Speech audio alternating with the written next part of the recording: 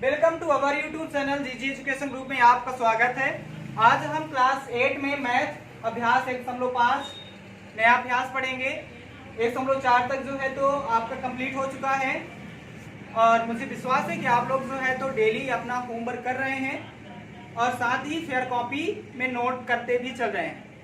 ठीक है, साथ ही एक चीज और जो है तो अगर आपको कहीं भी प्रश्न हल करने में पीछे प्रश्नावली में आपको समस्या आ रही है या फिर क्वेश्चन जो है तो समझ में नहीं आ रहा है तो आप जो है तो उस क्वेश्चन को लिख करके ग्रुप में आप सेंड कर सकते हैं और उसका जो आंसर है आपको अगले वीडियो में जब नेक्स्ट डे आपकी क्लासेस रहेंगी उसमें आपको बता दिया जाएगा, सॉल्व कर दिया जाएगा। ठीक है, आपको पता है कोविड-19 की वजह से ऑनलाइन क्लासेस चल रही है तो जितना प्रयास हो सके आप जो है तो आप हमारा सहयोग करिए, हम आपका सहयोग करते हैं। ठीक है, जिससे आपकी पढ़ाई का किसी प्रकार से नुकसान ना होने पाए। तो चलते हैं हम आज के टॉपिक में। टॉपिक है अभ्यास 1.5। इसके पहले प्रश्न में आपके दिया गया सत्य और असत्य छांट करके लिखने के लिए उसको हम लास्ट में समझा देंगे आपको कि किस प्रश्न में कौन सा सत्य है और कौन सा असत्य है। सेकेंड क्वेश्चन है कि प्रत्येक स्थिति में x का मान बताइए। ठीक है, प्रत्येक स्थिति, इस प्रश्न में आपके 6 प्रश्न हैं। प्रश्न नंबर 2 में 6 हैं, 6 में से 3 मैं आपको बताऊंगा और 3 जो है आपको सेल्फ करने हैं। ठीक है, तो क्या करना है, हमें x का मान बताना है। ठीक है, प्रत्येक स्थिति में। तो पहला प्रश्न है आपका 4/3 गुणे x बराबर 1। ठीक है, तो हम हल करते हैं। पहला प्रश्न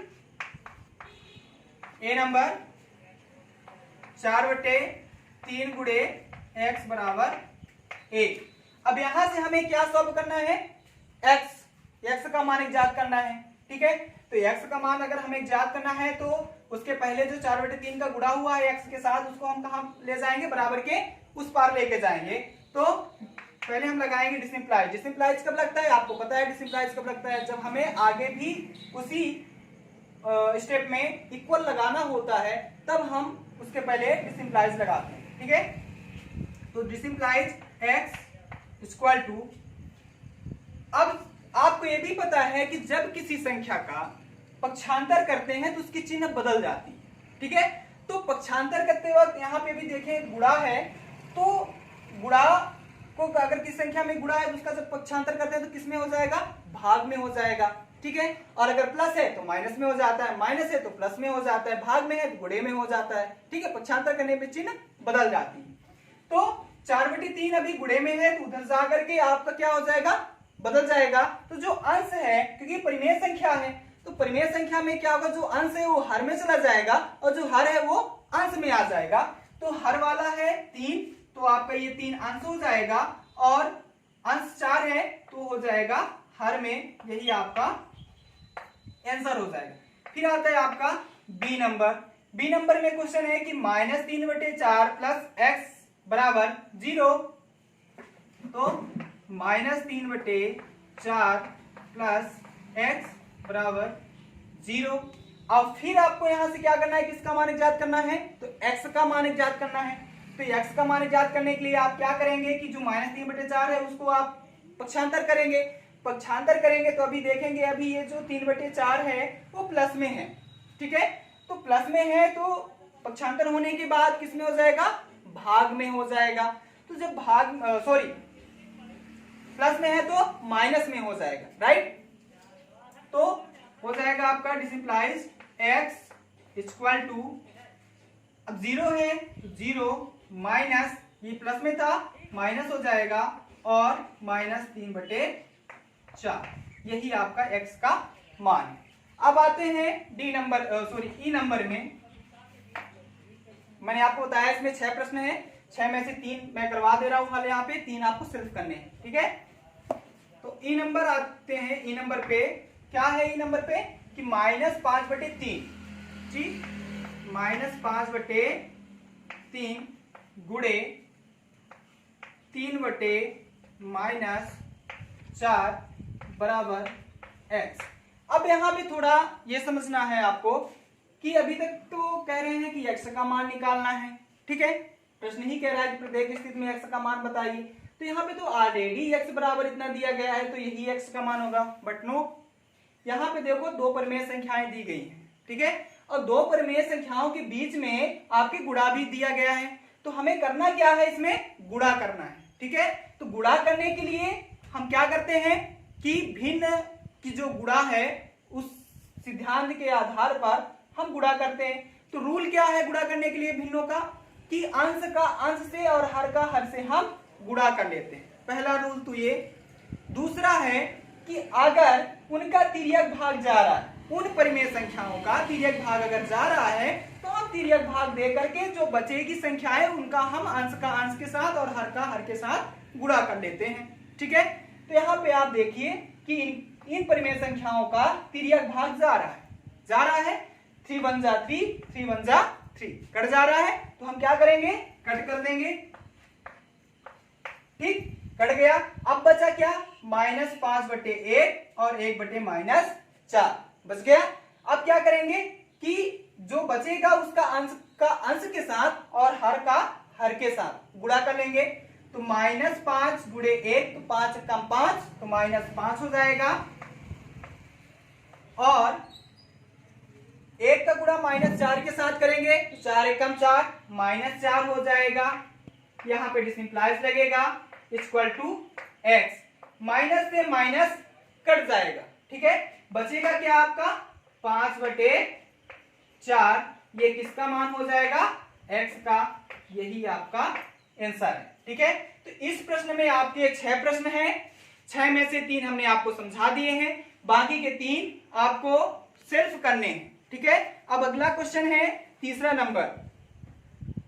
नेक्स्ट टॉपिक है 3rd नंबर, निम्नांकित परिमेय संख्याओं के योगात्मक प्रतिलोम बताइए। ठीक है, इसमें आपके 5 प्रश्न हैं, 3 प्रश्न मैं आपको सॉल्व करवा दूंगा, बाकी के बचे 2 प्रश्न आप सॉल्व कर लीजिएगा, बहुत इजी है। तो योगात्मक प्रतिलोम में आपको करना क्या है, ठीक है, इसमें 2 प्रतिलोम है, एक गुणात्मक और एक योगात्मक। गुणात्मक आप आगे पढ़ेंगे, इसी के जस्ट अगला प्रश्न है गुणात्मक प्रतिलोम, और योगात्मक प्रतिलोम में क्या करना है और गुणात्मक प्रतिलोम में क्या होता है। योगात्मक प्रतिलोम में आपके चिन्ह बदल जाती है। ठीक है, अगर प्लस में है तो माइनस में हो जाएगा, पर उनका जो पद है उनमें कोई परिवर्तन नहीं होगा। ठीक है, और गुणात्मक प्रतिलोम में आपके पद बदल जाते हैं, जैसे अंश जो है तो हर में चला जाता है और हर अंश में आ जाता है, ये गुणात्मक प्रतिलोम है। योगात्मक प्रतिलोम में सिर्फ उनकी चिन्ह बदलती है, जैसे अगर प्लस में है कोई परिमेय संख्या तो माइनस में हो जाएगी, और अगर माइनस में है तो प्लस हो जाएगा। साथ ही इसमें एक और क्वेश्चन है डी नंबर कि -5/-7। ठीक है, अब इसका जो है तो योगात्मक प्रतिलोम आपको हम बताएंगे कैसे करना है। पहला प्रश्न है 3/2। ठीक है, सॉल्व करेंगे इसको। 3/2, 3/2 का योगात्मक प्रतिलोम क्या हो जाएगा, -3/2, राइट। इसमें अंश और हर में कोई परिवर्तन नहीं हुआ, सिर्फ बदला क्या है, चिन्ह बदली है, पहले प्लस में थी अब माइनस में हो गई है। ठीक है, तो ये क्या है, योगात्मक प्रतिलोम है। बी नंबर में कह रहा है कि -5/8, -5/8 का योगात्मक प्रतिलोम क्या होगा, तो माइनस लगा हुआ है तो क्या हो जाएगा, प्लस हो जाएगा, तो +5/8 हो जाएगा। ठीक है, योगात्मक प्रतिलोम। फिर है डी नंबर में कह रहा है कि -5/-7 का योगात्मक प्रतिलोम बताइए। अब ये ध्यान रखना है कि चिन्ह एक ही प्लस होगी। ठीक है, अगर 2 है तो फिर एक ऋणात्मक भी, दोनों आपके अंश और हर दोनों ऋणात्मक हैं, तो एक आपका धनात्मक हो जाएगा, हर और अंश आपका ऋणात्मक ही रहेगा। ठीक है, तो क्या हो जाएगा, -5/7, यही आपका आंसर है, और ये भी आंसर है और ये भी आंसर है।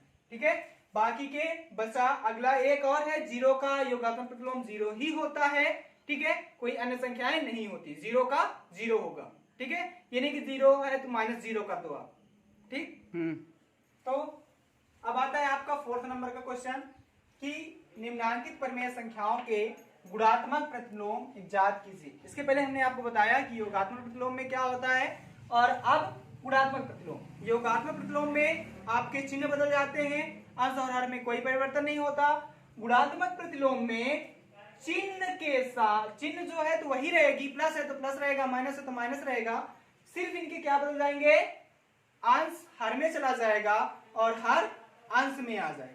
ठीक है, ये नोट करना है, गुणात्मक प्रतिलोम में क्या होता है, अंश हर में और हर अंश में। ठीक है, पहला है, इस प्रश्न में 9 क्वेश्चन हैं। ठीक है, 9 में से मैं आपको 4 बताऊंगा, 5 आपको सिर्फ करने हैं। राइट, तो पहला है आपका, सॉल्व करेंगे,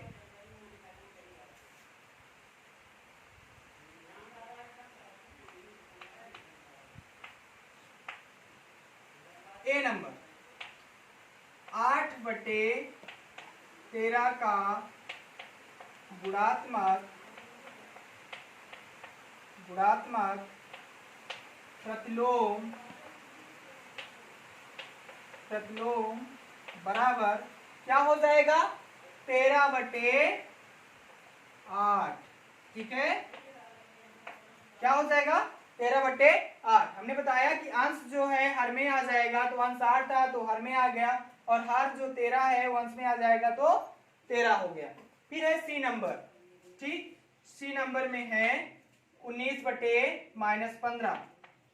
19/-15। मैं हर प्रकार का क्वेश्चन लिया हूं आपके इस 9 प्रश्नों में से, जिससे आपको आगे के प्रश्न सॉल्व करने में आसानी हो। ठीक है, एक प्लस का ले लिया, एक माइनस का, एक पूर्ण संख्या ले ली और एक मल्टीप्लाई करने में ले लिया। ठीक है, इसी तरह के आपके प्रश्न में भी क्वेश्चन जो आपको सॉल्व करने हैं तो ऐसे ही मिलते जुलते रहेंगे, तो आपको सॉल्व करने में आसानी होगी। ठीक है, तो का गुणात्मक प्रतिलोम बराबर क्या हो जाएगा, अभी 19 किसमें है, अंश में है, तो किसमें हो जाएगा, हर में हो जाएगा, और हर है -15, तो क्या हो जाएगा, अंश में -15। ये आपका क्या हो जाएगा, आंसर। फिर है ई नंबर, तो ई नंबर में है 19 का गुणात्मक प्रतिलोम। ई नंबर में क्या है, 19। ठीक है, तो 19 का गुणात्मक प्रतिलोम। अब आपको याद होगा कि जो संख्या पूर्ण में होती है उसे हम क्या करते हैं, अगर किसी भिन्न के साथ गुणा करेंगे तो उसके बटे में हम 1 मान लेते हैं। ठीक है, तो हम मान लेते हैं कि इसके बटे में क्या है, 1। ठीक है, अब इसका हमें गुणात्मक प्रतिलोम करना है, तो अंश में हम 1 रखेंगे और हर में क्या रखेंगे, 19 रखेंगे, तो ये हो जाएगा 1/19। ठीक है, ये इसका आंसर हो जाएगा। फिर है जी नंबर। ठीक है, तो जी नंबर में है -3/7। ठीक, -3/7 गुणे -14/23 का गुणात्मक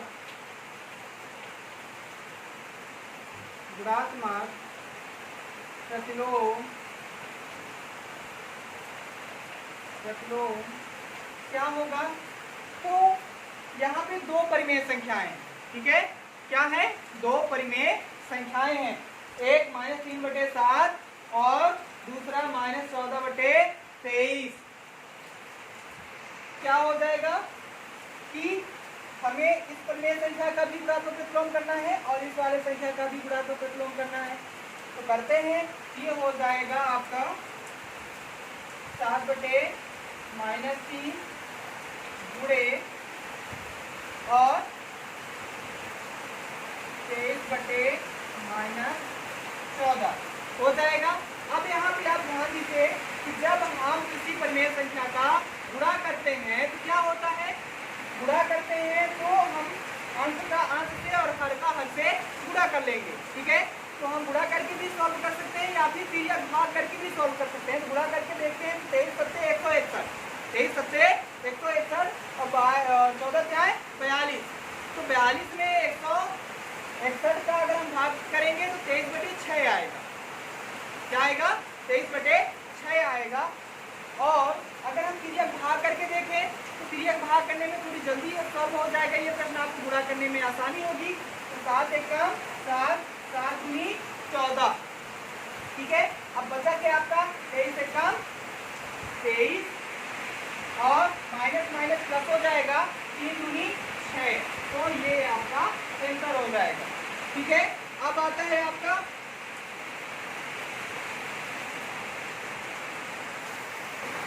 तो लास्ट क्वेश्चन है 5वां नंबर की वह कौन सी परिमेय संख्या है जिसे किसी परिमेय संख्या x में जोड़ने पर वही परिमेय संख्या x मिलती है, ठीक है। ऐसी कौन सी संख्या है जिसमें x जोड़ने पर x नहीं मिले, तो एक ऐसी संख्या है जिसको x के साथ जोड़ने पर वही संख्या प्राप्त होगी। फिर आता है आपका प्रश्न नंबर पहला, मैंने बताया था इसमें आपको सत्य और असत्य दिया गया है, तो सत्य और असत्य आपको छांट के लिखना है। तो पहला प्रश्न है कि 9/-7 प्लस 9/7 परिमेय संख्या नहीं है, तो ये परिमेय संख्या है, ठीक है। बट यहाँ पे कहा गया नहीं है, तो ये असत्य है, राइट। फिर है कि परिमेय संख्याओं में योग का तत्समस्त अवयव शून्य होता है, तो सत्य है, ठीक है। फिर इसी नंबर में परिमेय संख्या शून्य का योगात्मक प्रतिलोम नहीं होता, तो नहीं होता, ठीक है। योगात्मक प्रतिलोम नहीं होता, सत्य है। फिर किसी ऋणात्मक परिमेय संख्या का योगात्मक प्रतिलोम एक ऋणात्मक परिमेय संख्या होती है, ये भी सत्य है। पहला आपका असत्य है, बाकी 3 आपके सत्य है। 4 प्रश्नों में से 4 में से 3 सत्य, 1 असत्य है। तो इस प्रश्नावली ये खत्म हो रही है आज। अब अगला जो वीडियो बनेगा आपका 6 का बनेगा। तो जो भी आपका पर डे का जो वीडियो आ रहा है और जो प्रश्नावली आपकी सॉल्व करवा दी जा रही है, उसका फेयर कॉपी कंप्लीट करके आप रखिए। और आपका मंथली टेस्ट एग्जाम भी स्टार्ट हो चुका है। आज 2 सब्जेक्ट का मंथली टेस्ट एग्जाम था और आप जो है तो दे भी रहे हैं। ऐसे ही आपका जो है पर डे 2 सब्जेक्ट का मंथली टेस्ट एग्जाम रहेगा, ठीक है, और आपको देना है। Okay, best of luck, thank you.